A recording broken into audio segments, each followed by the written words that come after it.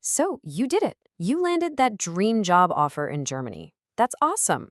But now comes the big question. How do you actually turn that job offer into a real life working in Germany?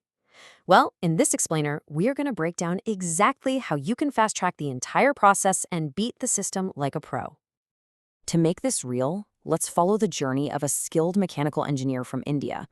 I mean, think about it. They've got the degree, they've got the experience, and now a contract with a fantastic German company.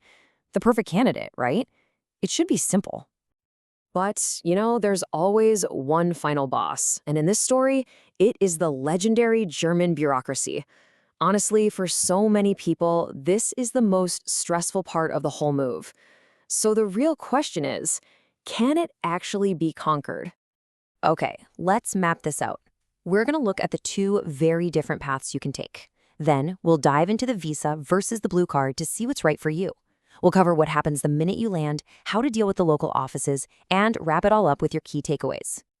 First up, the two paths. And I'm not kidding, this is probably the single most important decision you're going to make in this whole process. It can literally be the difference between waiting months and months or just a few weeks. And if you're wondering why that choice matters so much, just listen to this. This is from a real person.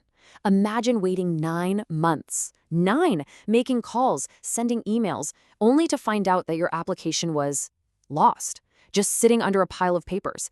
That is the bureaucratic nightmare you want to avoid. But here's the good news. It does not have to be that way.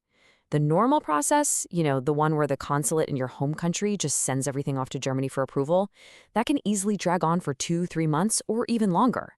But the fast-track process, we're talking as little as 20 days from getting your job offer to having that visa in your passport. Yep, you heard that right. So what's the secret? It's one German word, and you need to remember it. Vorabzustimmung. It just means pre-approval, and it completely flips the script. Instead of you waiting for your papers to slowly make their way across the world, your employer goes straight to the Federal Employment Agency in Germany and gets the green light before you even book your appointment. This is the ultimate life hack for this process. So here's what that looks like in real time. Week 1, your employer sends in the request for that pre-approval. Now, the official line is that this takes 4 to 6 weeks, but a lot of people are reporting they get it back in just 1 or 2 weeks. And once you have that document, boom, you get a quick appointment at the consulate. And the visa itself, often issued in just a few days. The whole timeline just gets crushed. Okay, moving on. So now you know how to get the visa quickly, but which kind of permit should you be aiming for? This is a really important question, especially for academics and skilled professionals, because it really shapes your long-term future in the country. Let's put them side by side. The regular skilled worker visa is great, but for folks who qualify, the EU Blue Card has some seriously powerful perks. We're talking a way faster path to getting permanent residency, it's easier for your family to join you, and you have more freedom to work in other EU countries down the road. 21 months. Seriously, let that sink in. With an EU Blue Card and a decent level of German, B1 level, you can apply for a permanent settlement permit in less than 2 years. If you're planning to build a life in Germany, that is a huge, game-changing advantage. All right, you've made it. The visa is stamped in your passport, you've landed in Germany, you're ready to go. But I've got to tell you, the paperwork journey, it is not quite over yet. Okay, so here are your first essential missions on German soil, and you have to do them in this order. First, you register your address. It's called the Anmeldung. That piece of paper is the magic key that lets you open a proper German bank account.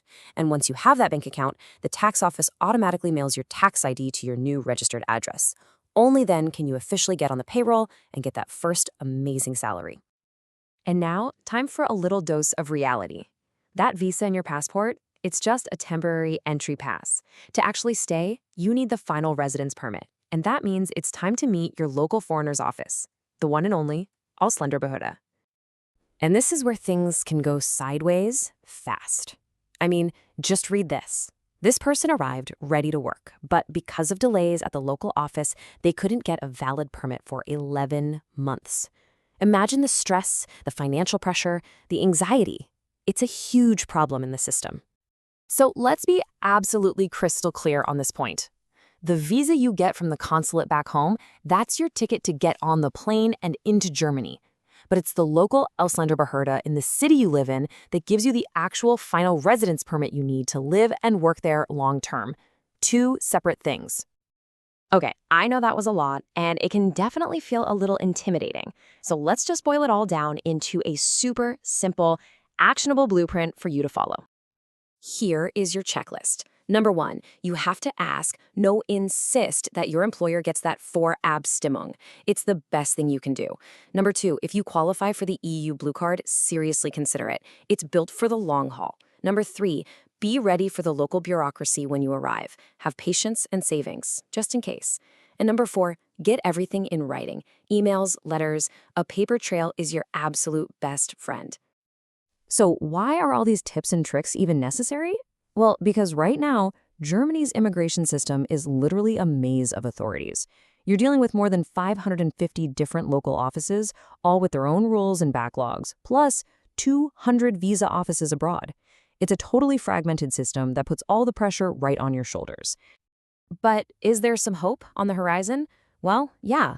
The German government is talking about creating a central digital work and stay agency to streamline this whole mess. So I guess the final question is, will this actually be the change that bridges the gap? The gap between Germany desperately needing skilled people and the reality of making it easy for them to actually get here and start working? We'll have to wait and see.